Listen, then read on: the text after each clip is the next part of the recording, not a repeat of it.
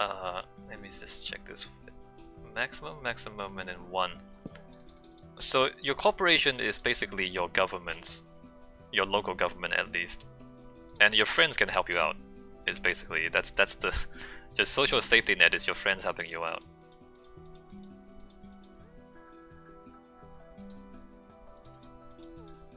Which admittedly is not much.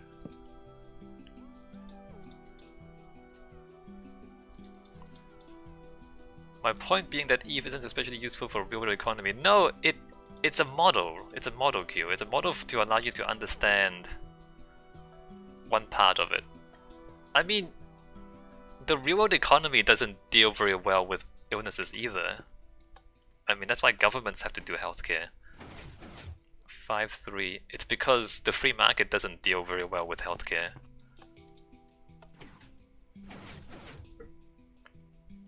I mean, if you look at the American healthcare system, it's literally the least cost-effective in the whole world. So there are certain things that the free market doesn't do well, we know that. And healthcare is one of them. I mean, the EVE economy, the whole economy is geared towards building ships with guns and then using those ships to blow up other people's ships. So the EVE economy is a war economy. You're just constantly at war.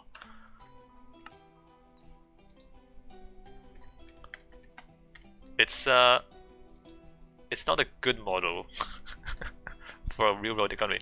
It's useful for understanding certain things, Q. It's not useful to copy into the real world.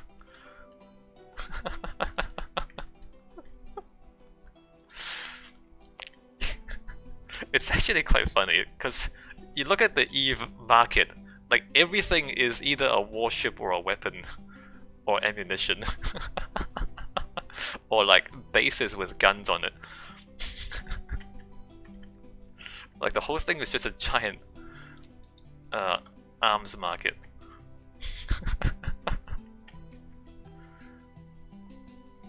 Wesley says most MMOs usually have a decent economy build.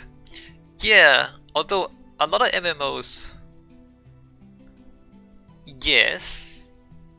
But the EVE Online one, it's quite accessible. Because most of the stats are like easy to access. Q says no more efficient diggers mining equipment. There is Q, but the mining gets you the materials you need to build weapons. Like everything feeds into weapons. You don't mine to build schools and hospitals. You mine to build weapons, Q.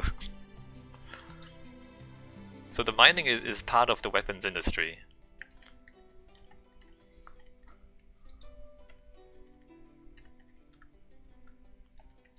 Sentinel 2-3 Canopy 2-4 Ozymandias Folly. Actually, do you have an example, Wesley? Like what MMOs do you play? And can you give us a rundown of the economies? Can you give us an economic analysis of the MMOs that you've played?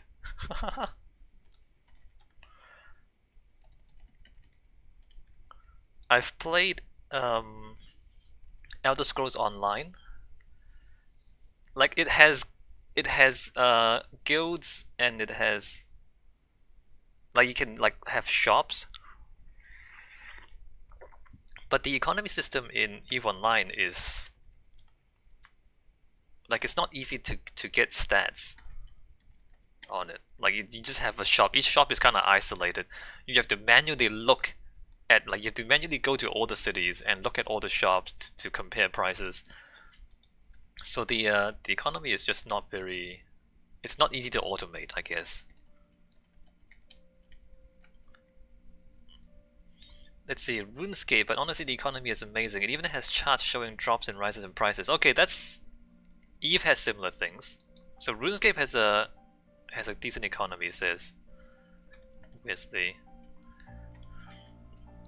A big clan can influence prices by buying in bulk. Yes. Which is kind of interesting. I think the thing about the EVE Online market is that I think it's too big for people to try to manipulate. And when there are lots of bots, loads of resources tanked. Well, the bots...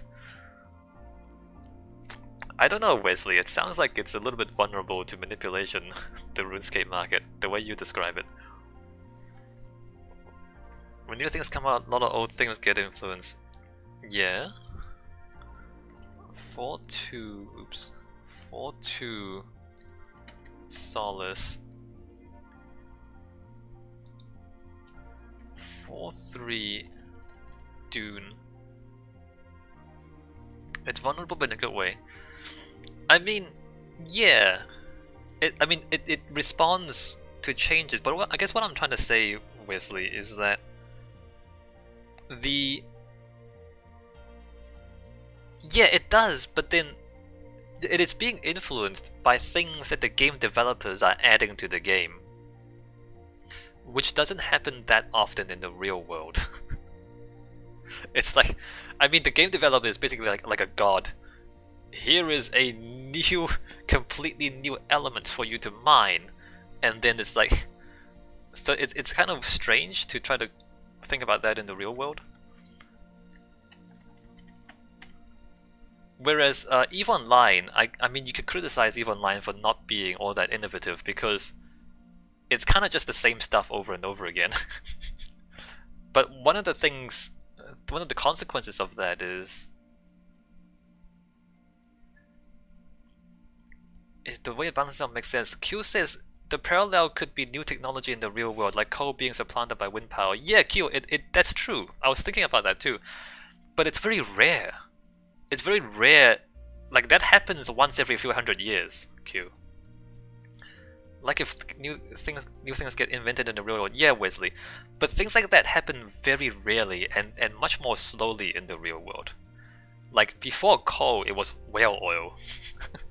Whale oil, and then coal, and then like wind power and solar. This is like several hundred years later, if you know what I mean. So, like, the change in the real world is not as quick. Stronghold. I mean, I guess there are faster changes, like, I don't know, smartphones. Like before the iPhone, there was the dumb phones, and now everything is smartphones. But like the phone market is not a huge part of, like, it doesn't impact the entire economy. I mean, it's significant but not huge.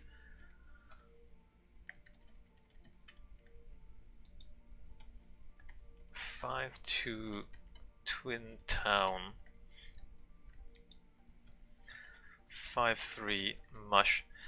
And you know, I genuinely I mean, I guess like new stuff in games is fun. But there's some value in having long periods of time where there's no new additions from the outside, so that you can see how the internal, like the market, the internal mechanisms of the market, how that adjusts itself if left alone for a while, if that makes sense. 5-5. I mean, in EVE Online, sometimes they'll like have a special and they'll sell plexes. Plexes is, you get 500 plex, you can exchange that for a month of game time. So plex is basically you buying stuff that's valuable with real money. And so, like, you know, every Christmas or every Black Friday or something, they do like a plex sale, and the plex prices will drop because the demand is the same, but the supply has increased, and then the price will drop and then it'll rise again. But that, like, even that, the plex is like, it's very smooth. It's very there's no sharp fluctuations in plex prices. Wesley says, well, if you look at base resources that don't get influenced by new stuff, you can see it stabilize or fluctuate. Yeah, that's right, Wesley. That's right. Okay, I think that this is done. Let me just check this again. 5-4.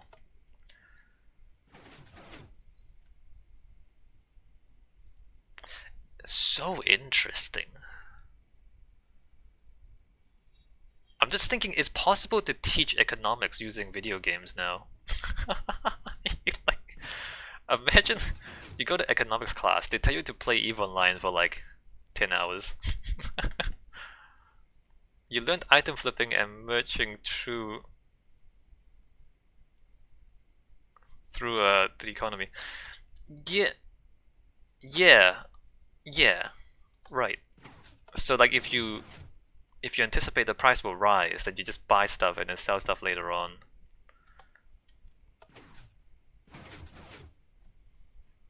Alright, so that all works. Let me move on to the next one. So you can learn about economics in video games, which is really interesting.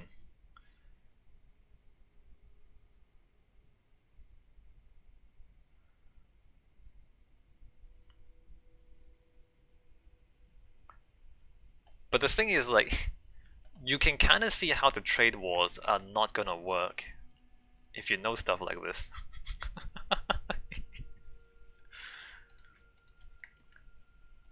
Like, if you stop trading,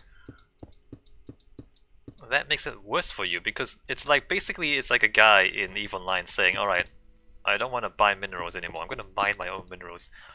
Even though, for a long time now, I've been better at other things. I'm gonna stop doing the things I'm good at and start mining minerals. That's basically what the trade war is, in EVE Online terms. And you're like, no, but you make more money running missions. And they're like, nope, nope, I'm not gonna run missions anymore. I'm gonna stop running missions, I'm gonna stop buying minerals, I'm gonna mine for minerals instead. We're gonna make mining great again.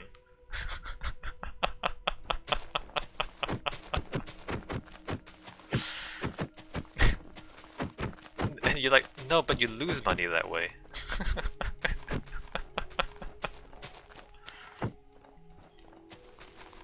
I think Trump has a misunderstanding of economics.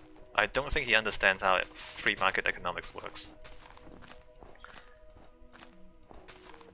No, I think I know. I think I know what it is. That's the thing. So back to mercantilism, which is the idea that if you're at war, you need to control the resources necessary for war.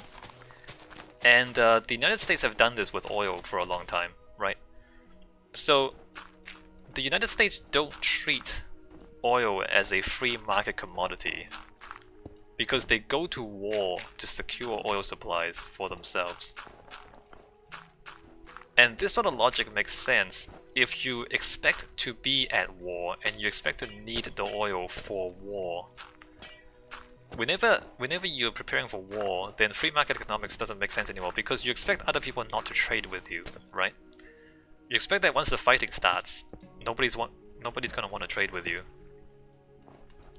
And so you have to control the resources for yourself in preparation for war. And mercantilism is basically that logic. Mercantilism is back when the European powers were constantly fighting each other, and they were also expanding out into the colonies to secure resources. And so because they were constantly at war, they couldn't rely on other people to keep trading with them anyway. And so they focused on making sure they had everything they needed themselves. They focused on controlling colonies, which secured resources, and they focused on having their own production for everything they might need. And they didn't trade all that much because they assumed that once the fighting starts, people will stop trading. And if you take that logic, then Trump's trade war makes sense. If you expect that China and the United States will go to war at some point in the future, and that all the trade will stop anyway, then you would conclude that it is necessary for the United States to have the factories ready and the technologies ready to produce the goods that they need once the trade with China completely stops because of a war.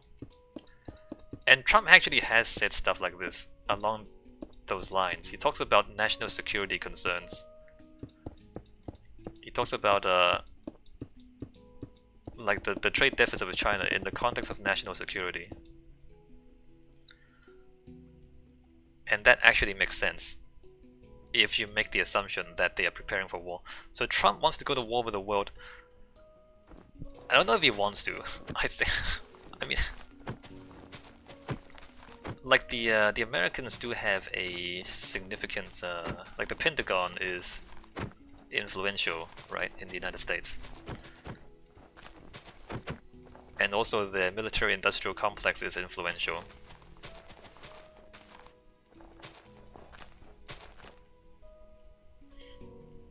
I don't know if they want to go to war with China, but even if they think along the lines of, well, if we go to war with China, what would happen? Then they would come to these conclusions. Like, not that we are going to, but that if we do, then we would do these things.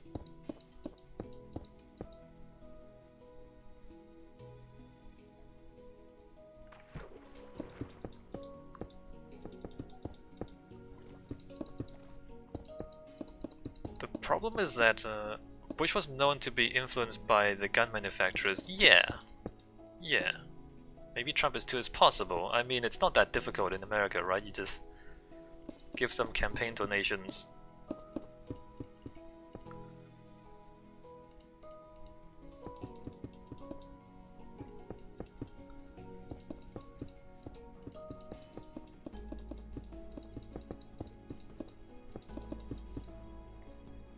The problem is, like, either war or just preparing for war is quite expensive and bad for your people, because you're taking resources away from things that are useful to people and putting resources into things that kill people. Like, I mean, let's not sugarcoat what it is. Like, these are technologies that are used to kill people. I just realized there's no sign here. Wait, what is the station? 1 for glue? Is this glue? Oh, this is glue, okay.